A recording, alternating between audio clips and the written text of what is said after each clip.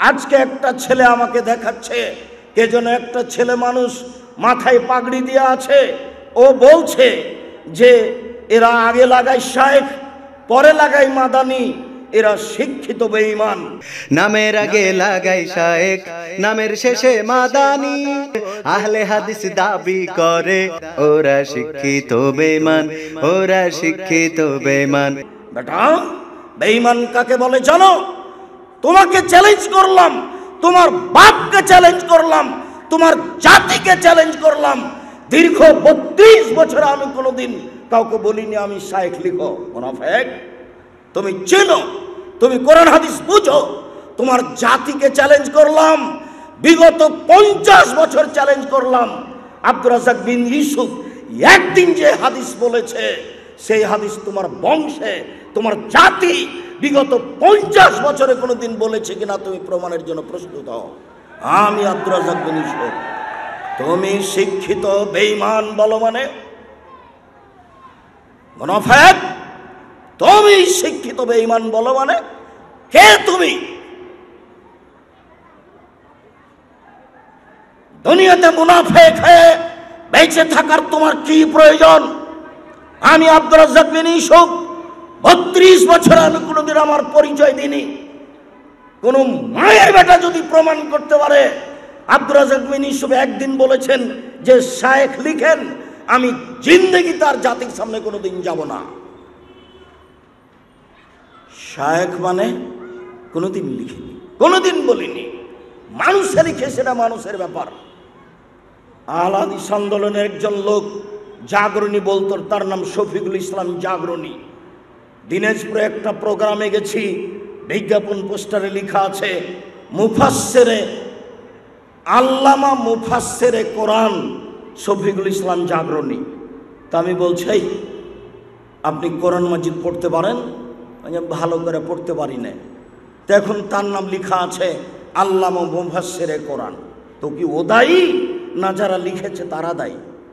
তুমি এই কথা বললে মানে তোমাকে চ্যালেঞ্জ করলাম, তোমার বাপকে চ্যালেঞ্জ করলাম, তোমার বংশকে চ্যালেঞ্জ করলাম, তোমার জাতিকে চ্যালেঞ্জ করলাম। আমি আব্দুর রাজ্জাক বিন ইউসুফ 32 বছরে কোনোদিন অপ্রয়োজনীয় বাক্য বলিনি। মহান আল্লাহ বলেন, আল্লাহ সালুল জাহিম কুনতুম বিহি তুকাযযিবুন, জাহান্নামে প্রবেশ করো। এই সেই জাহান্নাম যাকে তুমি অস্বীকার করছিলে, যার কোনোদিন দাম দেওনি, এটাই জাহান্নাম। ইন্না জাহান্নামা কানাত মিরসাদা, নিশ্চয় জাহান্নাম মানুষকে ধরার জন্য ওঁত পেতে বসে আছে। লিত্তাগিনা মাবা, স্বৈরাচারী, স্বেচ্ছাচারী, বদমেজাজি, অহংকারীর থাকার জায়গা জাহান্নাম। লাবিসিনা ফিহা আহকাবা, তারা সেখানে যুগ যুগ ধরে থাকবে। তারা সেখানে কোনোদিন ঠান্ডা শীতল পানি পান করবে না। তাদের জন্য রয়েছে জ্বলন্ত উত্তপ্ত গরম পানি এবং রক্তপুজ মিশ্রিত জ্বলন্ত উত্তপ্ত পানি রয়েছে। আল্লাহ তাআলা জাহান্নামের পরিচয় দিতে গিয়ে এইভাবে বলেন, আল্লাহ তাআলা বলেন, উজুহু ইয়াওমাইযিন খাশিয়া, সেই দিন বিচার মাঠে কতগুলি মুখমণ্ডল মানুষ হবে ভীত সন্ত্রস্ত। আমেলাতুন নাসিবা, তারা ক্লান্ত পরিশ্রান্ত হবে। তাসলা নারান হামিয়া, তারা জ্বলন্ত উত্তপ্ত আগুনে প্রবেশ করবে। তুসকা মিন আইনিন আনিয়া, তাদেরকে জ্বলন্ত উত্তপ্ত ফুটন্ত ঝর্ণা থেকে পানি পান করতে দেওয়া হবে। লাইসা লাহুম তুম ইল্লা মিন জারি, কাঁটাযুক্ত জাক্কুম গাছ ছাড়া তাদের জন্য আর কোনো খাদ্য থাকবে না। মহান আল্লাহ বলেন, জাহান্নামের পরিচয় দিতে গিয়ে, কাঁটাযুক্ত গাছের পরিচয় দিতে গিয়ে, ইন্না শাজারাতাজ জাক্কুম তুআমুল আসিম, নিশ্চয় কাঁটাযুক্ত জাক্কুম গাছ অপরাধীদের খাদ্য। কাল মহলে ইয়াগলি ফিল বতুন, তেলের তলানির মতো যখনই একটু পেটে যাবে তখন পেট উথাল পাথাল করবে। কা গালিল হামিম, দেখ চুলার উপরে আছে, যখন খুব টকবক করে ফুটে উঠেছে, এইভাবে পানি যেমন ফুটে উঠে তার পেট সেইভাবে টকবক করে ফুটে উঠবে। এই হচ্ছে জাক্কুম। মহান আল্লাহ বলেন, আযালিকা খায়রুন নুজুলান আম শাজারাতুজ জাক্কুম, জান্নাতের এই ফলাফল মেহমানি তাদের জন্য ভালো না জাক্কুম গাছ ভালো? ইন্না জালনাহা ফিতনাতান লিয-যালিমিন, আমি জাক্কুম কাঁটাযুক্ত গাছকে অপরাধীদের জন্য পরীক্ষা হিসাবে করেছি। মহান আল্লাহ বলেন, ইন্নাহা, নিশ্চয় এই জাক্কুম গাছ জন্ম নেই ফি আসলিল জাহিম, জাহান্নামের নিচে হতে, আগুনের মধ্য হতে জাহান্নামের গাছ জন্ম নিয়ে, জাক্কুম গাছ জন্ম নিয়ে বড় হয়। আগুনের ভিতরেও গাছ জন্ম নিতে পারে যার নাম জাক্কুম। পানিও যেমন, পানির ভিতরেও যেমন গাছ জন্ম নিতে পারে, যাকে আমরা দল বলে থাকি, পানা বলে থাকি। গভীর পানির নিচ থেকে বের হয়ে পানির উপরে ভাসতে থাকে। এই গাছ যেমন নিচে থেকে পানির ভিতর থেকে বের হয়ে উপরে ভাসতে থাকে, জাক্কুম গাছও আগুনের ভিতর থেকে গজিয়ে বের হয়ে উপরে আসে। মহান আল্লাহ বলেন, তালুহা রৌসু শায়াতিন, জাক্কুম গাছের ফল হলো শয়তানের মাথার মতো। জাক্কুম গাছের ফল হলো শয়তানের মাথার মতো। মানুষ কোনোদিন শয়তানকে দেখেনি, আল্লাহ তাআলা শয়তানের মাথার মতো জাক্কুম গাছের ফল বলে মানুষকে কি বুঝাতে চাইলেন? মানুষ তো শয়তানের মাথা দেখেনি, আল্লাহ বললেন জাক্কুম গাছের ফল হলো শয়তানের মাথার মতো। এতে মানুষ কি বুঝবে? কেন? মানুষ তো শয়তানের মাথা দেখেনি। তখন আবুল আলা মওদুদি রাহেমাহুল্লাহ বলছেন, পৃথিবীর মানুষ শুনে রেখো, এর মানে হলো এই, মানুষ যেমন রূপক কথা বলে আল্লাহ তেমন রূপক কথা বলেন। মানুষ যেমন রূপক কথা বলে আল্লাহ তেমন রূপক কথা বলেন। মানুষ রূপক কথা বলে, মানুষ কি বলে? মানুষ বলে লোকটা এত ভালো, লোকটা এত সুন্দর, মনে হচ্ছে যেন ফেরেশতা। অথচ কেউ কোনোদিন ফেরেশতাকে দেখেনি, তবু বলে ও বুঝে। মানুষ বলে মেয়েটা এত অসুন্দরী, মেয়েটা এত অসুন্দরী, এত কুৎসিত, মনে হচ্ছে যেন পেতনি। অথচ পেতনিকে কেউ দেখেনি, তবুও বলে ও বুঝে। আবুল আলা মওদুদি রাহিমাহুল্লাহ বলেন, মানুষ যেমন রূপক কথা বলে ও বুঝে, আল্লাহ তেমন রূপক কথা বলেন। মানুষে বলে মেয়েটা এত সুন্দরী, মেয়েটা এত সুন্দরী, মনে হচ্ছে যেন পরী। কেউ পরীকে দেখেনি, তবু বলে ও বুঝে। আবুল আলা মওদুদি রাহিমাহুল্লাহ বলেন, এইভাবে আল্লাহ রূপক কথা বলেন। পৃথিবীর সব বিদ্বান বলেছেন না না না না, এগুলি নয়, এ দিয়ে খারাপ বোঝানো হয়েছে।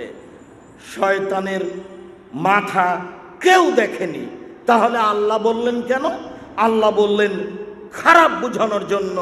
সারা পৃথিবীর বিদ্বান বুঝেছেন এটার মানে হলো খারাপ।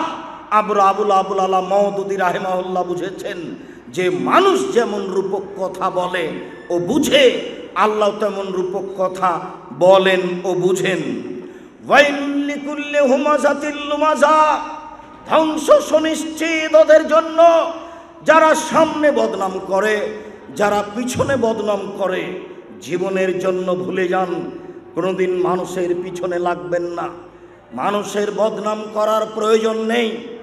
একটা ছেলে মানুষ মাথায় পাগড়ি দিয়ে কিভাবে বলতে পারে শিক্ষিত বেঈমান? বেঈমান শব্দ কি কোনো সহজ শব্দ হয়ে গেল? মানুষ কিভাবে বোকামির পরিচয় দিয়ে জাহান্নাম কিনতে চায়? মানুষের পিছনে পড়বেন না, ধ্বংস সুনিশ্চিত ওর জন্য যে সামনে বদনাম করে, যে পিছনে বদনাম করে। আল্লাযী জামা মালা ওয়া আদ্দাদা, যারা টাকা পয়সা সংগ্রহ করে গুনে গুনে রাখে, এসবান্না মালাহু আখলাদা, মনে করে তার সম্পদ চিরদিন থাকবে। কাল্লা, কখনো নহে, অসম্ভব হতে পারে না। লাইম বাজান্না ফিল হোতামা, তাকে চূর্ণ বিচূর্ণকারী হোতামা নামক জাহান্নামে নিক্ষেপ করা হবে।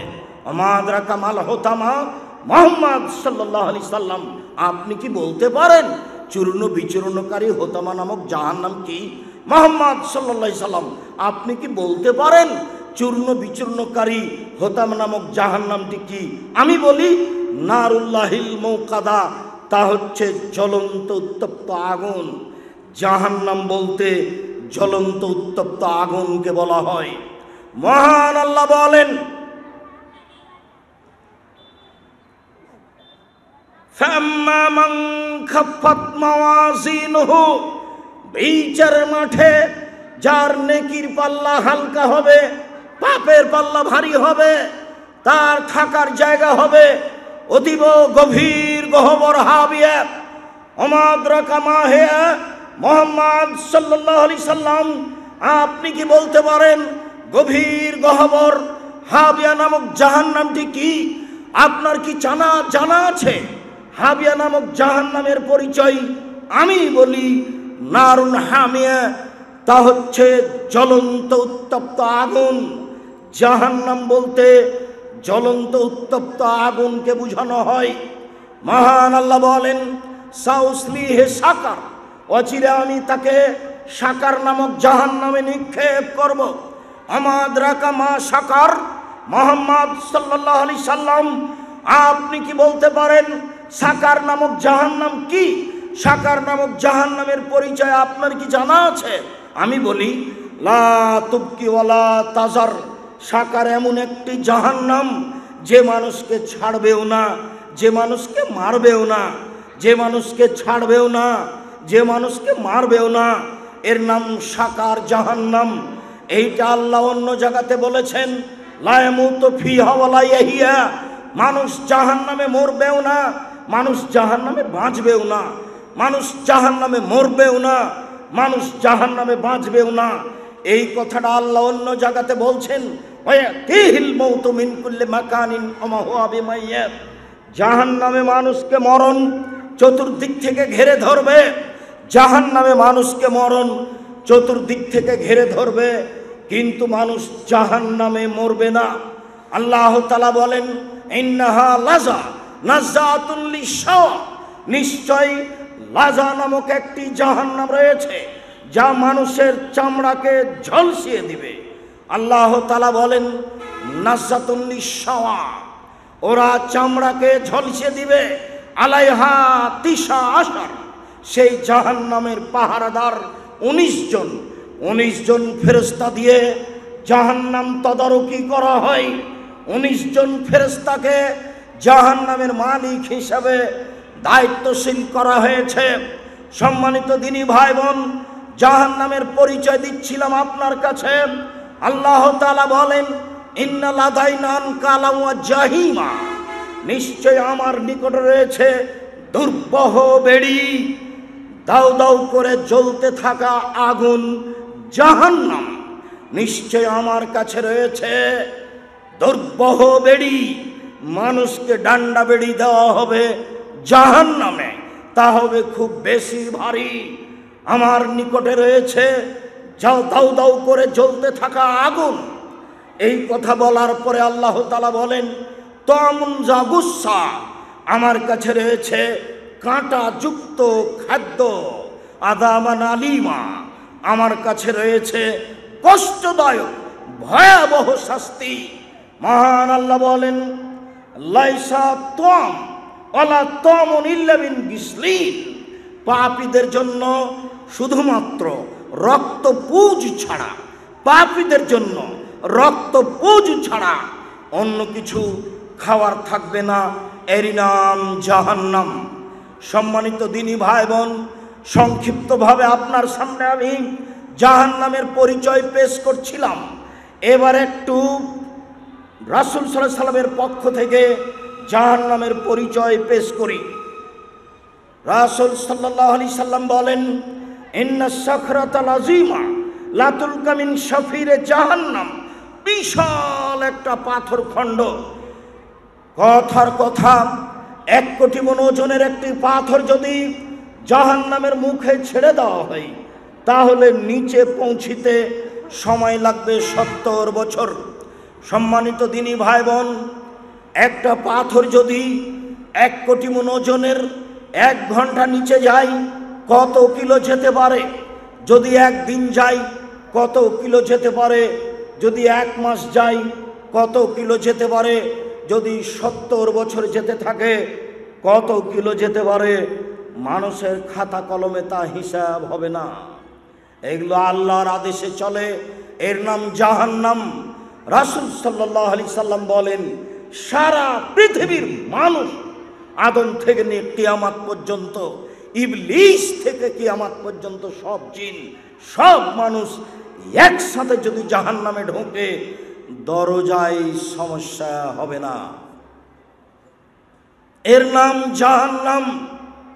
জাহান্নামের গভীর কত মানুষ তা জানে না, মানুষের গভীরতা মানুষ জানে না। তবে আল্লাহ বলেছেন, ইন্নাল মুনাফিকিনা ফিদ দারকিল আসফালি মিনান নার। যারা মুনাফিক, যারা মিথ্যা কথা বলে, যারা চগলখোর, যারা সমাজে এই কথা ওইখানে লাগায়, ওই কথা এইখানে লাগায়, এরা থাকবে জাহান্নামের সবচেয়ে নিচে।